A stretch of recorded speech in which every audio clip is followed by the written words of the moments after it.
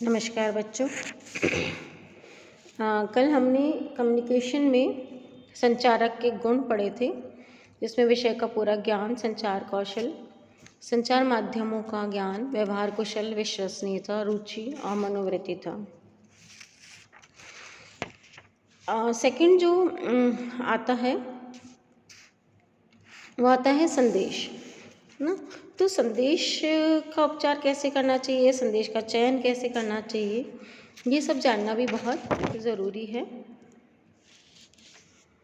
तो संदेश क्या कहलाता है कि जो बातें हम जो स्रोत है वो श्रोता को जो बातें बताना चाहता है उसको हम संदेश कहते हैं। या हम ये कह सकते हैं कि सूचनाओं का पैकेज हम उसको कह सकते हैं, जो कि श्रोता को बताया जाना है। वो कुछ भी हो सकता है, जैसे एक प्रसार कार्यकर्ता के लिए यदि वो कृषक को बता रहा है कि जो किसान है उसको बता रहा है तो उन्नत बीज का प्रयोग करना है, बागवानी के बारे में बताना है, खेती के आधुनिक तरीके बताना है, या किसी पशुपालक को बता रहा है तो पशुपालन की जानकारी देना है। गृहिणियों के लिए भी बहुत सारे टॉपिक्स हो सकते हैं कि गृहिणियों को फल सब्जी का संरक्षण कैसे करना चाहिए, किचन गार्डन कैसे लगाना चाहिए, रंगोली कैसे बनानी चाहिए, या कोई रेसिपी है वो किस प्रकार से बनानी चाहिए, किस प्रकार किन किन फूड ग्रेन्स से आप या किन किन आप फूड जो हैं उनसे आप क्या क्या न्यूट्रिटिव वैल्यूज़ किन किन से क्या क्या मिलेगी, गर्भवती महिला को क्या खिलाना चाहिए, धात्री महिला को क्या खिलाना चाहिए, या 6 महीने के बच्चों के लिए जो सप्लीमेंट्री फूड है वो किस प्रकार से क्या खिलाना चाहिए और किस प्रकार तैयार करना चाहिए। तो कोई भी टॉपिक हो सकता है, कोई भी सूचना का एक पैकेज हो सकता है जो कि हम श्रोता को बताना चाहते हैं। लेकिन एक अच्छे संदेश के अंदर क्या क्या गुण होने चाहिए, क्या क्या विशेषताएं होनी चाहिए, यह भी जानना बहुत ज़रूरी है। तो सबसे पहला तो यही है कि संदेश जो होना चाहिए वो बिल्कुल सरल और स्पष्ट होना चाहिए। संदेश की सबसे बड़ी विशेषता यही होती है। श्रोता संचारक जो है वो अपनी बात श्रोता को कहना चाहता है तो श्रोता उसी वे में समझे जिस वे में कि संचारक बताना चाह रहा है। ये तभी संभव है जबकि सरल और स्पष्ट हो, जिसमें लैंग्वेज भी स्पष्ट हो। ऐसा नहीं है कि वो कहना कुछ और चाह रहा है और श्रोता कुछ और समझ जाए, ये तभी हो सकता है जबकि संदेश जो है वो सरल और स्पष्ट नहीं हो। दूसरा, इंटरेस्टिंग होना चाहिए। किसके लिए इंटरेस्टिंग होना चाहिए? श्रोता के लिए। श्रोता के लिए इंटरेस्टिंग कब होगा? जबकि वो फायदेमंद होगा और उपयोगी होगा। तो जो श्रोता है उसके लिए लाभप्रद और उपयोगी होना ज़रूरी है, क्योंकि लाभ का जो एक लोभ होता है वो व्यक्ति को इंटरेस्ट लेने के अंदर उसके अंदर या अडॉप्शन के अंदर जो है वो हेल्प करता है। तो बहुत ज़रूरी है कि जो संदेश हो वो श्रोता के फ़ायदेमंद हो और उपयोगी साबित हो उसके लिए, उसमें उसकी लाभदायकता छुपी रहे, उपयोगिता छुपी रहे। तो हमें इस तरह का संदेश हमें देना चाहिए। प्रत्येक व्यक्ति चाहता है कि उसका आज और कल जो है वो आज जो है वो पास्ट से, बीते हुए कल से बहुत अच्छा हो, उसके लिए वो प्रयत्न करता है। तो ऐसा नहीं कि हमें बेटरमेंट के लिए हमेशा संदेश बनाना चाहिए। उसके बाद आता है मितव्ययिता, इकोनॉमिकल, कि जो हम संदेश देने जा रहे हैं उसकी जो हम श्रोता को बताना चाह रहे हैं, जो हम विधि सिखाने चाह रहे हैं, वो अधिक खर्चीली नहीं हो।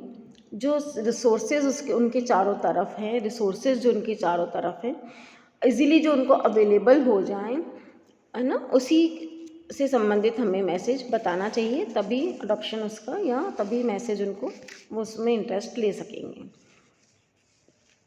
चौथा है मैसेज जो है वो सामाजिक तथा सांस्कृतिक अनुरूपता लिए हुए होना चाहिए, कि संदेश ऐसा होना चाहिए जो कि श्रोता के रीति रिवाज, परंपराओं से मेल खाता हुआ हो।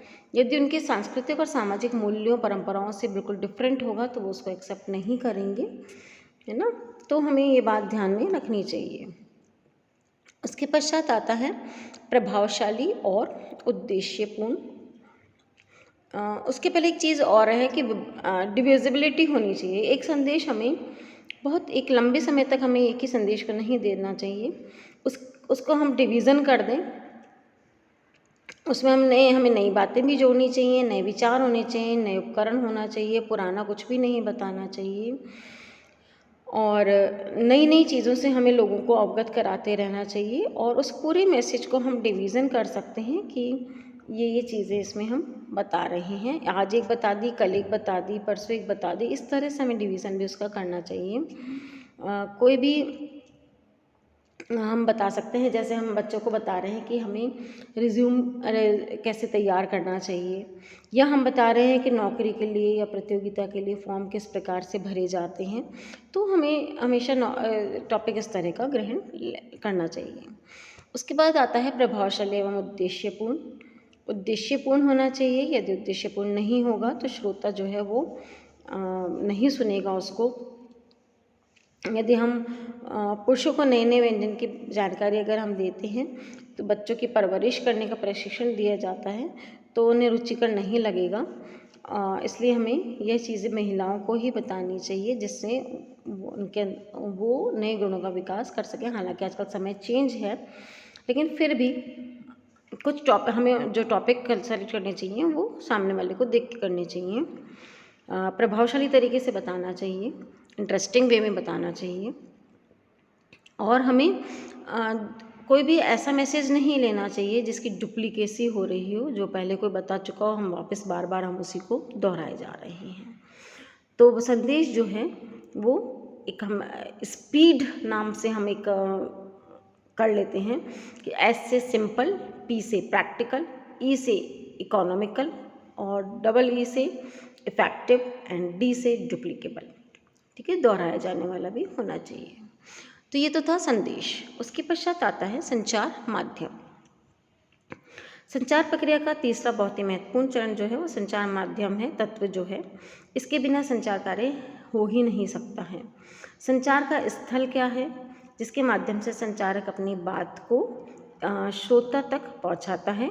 यदि कोई एक व्यक्ति या वस्तु हो सकती है, जैसे रेडियो, टेलीविज़न, टेप रिकॉर्डर, अखबार, पुस्तक, पत्र पत्रिकाएँ, मोबाइल, कंप्यूटर, टेलीफोन आदि, तो संचारक तथा श्रोता के बीच में एक ब्रिज का काम करता है संचार माध्यम। संचार माध्यम का चयन हमें बहुत सोच समझ करके श्रोता के अनुसार, अपने मैसेज के अनुसार करना चाहिए। जैसे एग्जांपल देती हूँ, यदि आप श्रोता जो है वो निरक्षर है, उसको हम सिखाने के लिए लिखित शिक्षण सामग्री का प्रयोग किया जाएगा तो वो व्यर्थ होगा, क्योंकि उन्हें पढ़ने लिखने का ज्ञान नहीं है। उन्हें हम श्रव्य दृश्य सामग्री का उपयोग हमें उसके लिए करना चाहिए। तो संचार का माध्यम जो है वो क्या सेलेक्ट करना है हमें, श्रोता और मैसेज के अनुसार हमें सेलेक्ट करना चाहिए। उसके पश्चात आता है प्राप्तकर्ता या रिसीवर। रिसीवर जो है वो संदेश को ग्रहण करता है और बहुत ही इम्पॉर्टेंट तत्व है। यदि ये नहीं हो, वैसे तो इनमें से कोई भी नहीं हो तो संचार हो ही नहीं सकता है। तो रिसीवर कौन है, ये बहुत ज़रूरी है।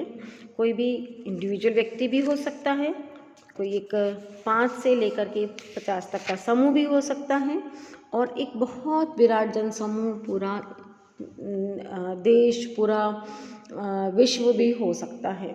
तो कौन है? युवक युवतियाँ, कृषक, गृहिणियाँ, माली, किशोर किशोरियाँ, वृद्ध जवान, लिटरेट, इलिटरेट, कौन है हमारे सामने प्राप्तकर्ता, ये हमें ज़रूर देखना चाहिए।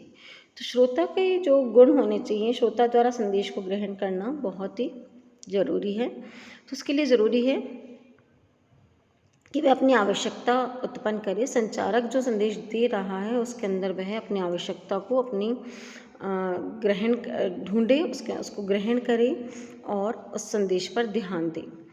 शिक्षण स्तर, हमें यह भी ध्यान रखना चाहिए कि उसका एजुकेशन लेवल क्या है, उसके अनुसार ही हम अपने मैसेज को तैयार करेंगे। तो श्रोता की बोली क्या है, भाषा क्या है, वो किस तरह से समझ सकता है, उन्हीं की बोली और भाषा के अंदर हमें बात करनी चाहिए।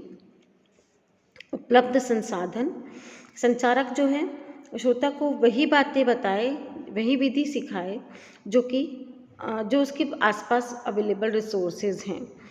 तो हमें मैसेज उस तरह से तैयार करना चाहिए कि अवेलेबल जो रिसोर्सेज हैं उन्हीं के अनुसार हमें बताना चाहिए उन्हें इस मैसेज। सामाजिक सांस्कृतिक उनकी परंपराओं को ध्यान में रखना चाहिए। उनके पूर्व अनुभव क्या रहे हैं किसी भी टॉपिक को लेकर के या किसी चीज़ को लेकर के, तो अडल्ट हैं वो, तो उनके पूर्व अनुभव को भी हमें ध्यान में रखना चाहिए और उनको कभी भी दोहराना नहीं चाहिए। उनकी मनोवृत्ति क्या है कि वो गरीब, निर्धन, पिछड़े हुए वर्ग के हैं यदि, तो उनको कैसे हम उनका विकास कर सकते हैं, कैसे उनको चेंज कर सकते हैं, कैसे उनकी इकोनॉमिक डेवलपमेंट में हेल्प कर सकते हैं, लिविंग स्टैंडर्ड के अंदर उनकी कैसे हेल्प कर सकते हैं, इन सब बातों का भी हमें ध्यान रखना चाहिए। तो ये जो तत्व थे पूर्व संचारक, संदेश, संचार माध्यम, प्राप्तकर्ता, जो है कम्युनिकेशन इन्हीं पर निर्भर करता है। तो हमें ये ध्यान रखना चाहिए कि क्या क्या चीज़ें ज़रूरी हैं इनको बनाए रखने के लिए, क्योंकि इनके बिना संचार जो है वो इम्पॉसिबल है। ये 4 चीज़ें तो आवश्यक हैं ही। उसके पश्चात है कि प्राप्तकर्ता जो है वो अपना संचारक को फीडबैक भी दे, जिससे बहुत सारी चीज़ें सॉल्व हो सकती हैं। कि हो सकता है कि किसी नए इनोवेशन में परिवर्तन लाना हो सकता है कि संचारक अपने मैसेज के अंदर चेंजेस करे, या हो सकता है कि उन्हें नहीं समझ में आया है तो उसको दोबारा बता सकें या उनकी क्वेरीज़ को दूर कर सकें। तो फीडबैक भी बहुत आवश्यक है। यहाँ एक जो आपका एक टॉपिक है वो ख़त्म होता है संचार का माध्यम। कल हम पढ़ेंगे संचार के क्षेत्र और कार्य। धन्यवाद।